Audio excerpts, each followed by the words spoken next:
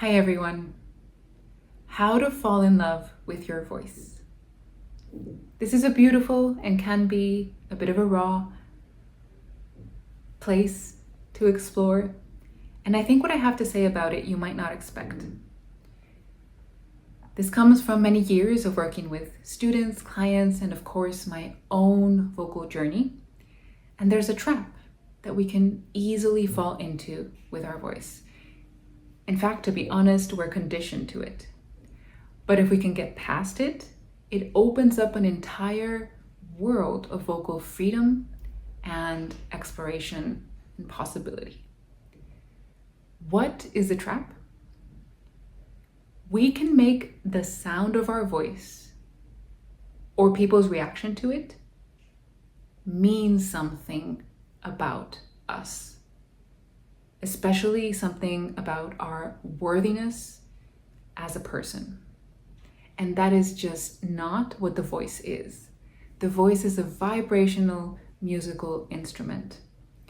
If you imagine a guitar, you've got it in your hands and you're strumming along, depending on the environment and the humidity, that sound will be different day to day. There might be days where it's more muted or dim. Sometimes it's bright and resonant.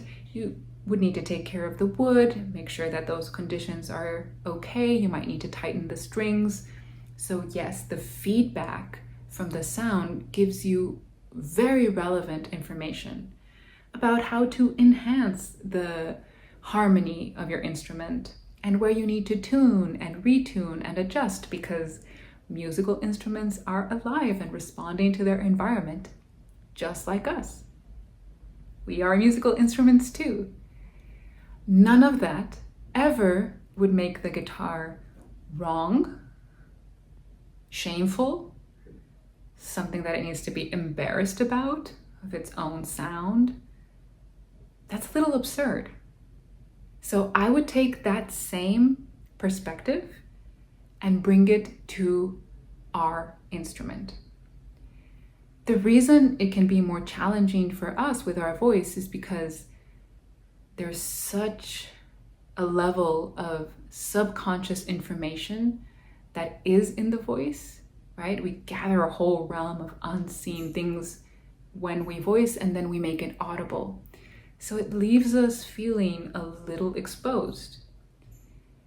But that is only a problem if we make it mean something. How do we change that relationship? How do we move from conditioned meaning making and constantly kind of judging ourselves and going into narrative and interpretation and building, stories about it, into relating to the sound itself and exploring that subconscious ocean, that realm that is a little bit unknown and is intriguing and sometimes can have us feeling a little shaky or uncertain about what's going on. But that's also the realm of possibility. Just to kind of paint a vivid picture here, there are times when a little extra phlegm in your voice, which usually you wouldn't want, can add an interesting color to it. So not everything in our voice needs to be picture perfect or have a particular sound. So I have one exercise that you can play with to begin this journey, because this is a journey, and that is why there are many voice magic explorations. But I like to work with gesture, imagery, as we connect to sound, to go into that subconscious place within our body-mind. We have to speak its own language in a way to be able to rewire our relationship to our own instrument, because we are so kind of overly focused on always superimposing an analysis and interpretation. So we have to find ways to go deeper than that. So take your name It is maybe one of the sound patterns that you've been most exposed to in your life. And if you think of, pets, they recognize their name, but not because they understand the words or can read them. They understand the sound signature. So we can take our name and, unmesh it from story, narrative of who we are, identity, and just work with the sound pattern itself and see what is in there. It could also be a nickname if you have one that is almost, like your given name, or if you don't quite feel like you want to work with your name, it can be a word that is deeply connected to you.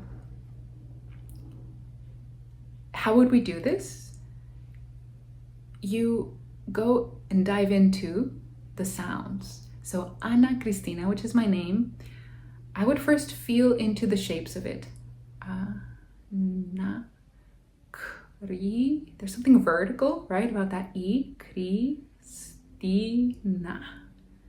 So it's interesting. If I just take the name, there's a tendency to open up and then goes high and opens back up, lands on that N.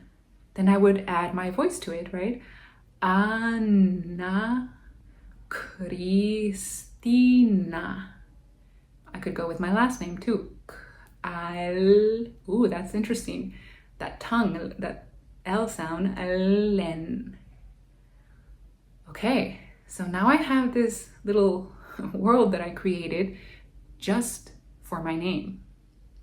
So that would be one place to start, exploring with the sound of your voice and connecting with it from a place that's felt, embodied, but also emotional, because it is something that can feel so intimate.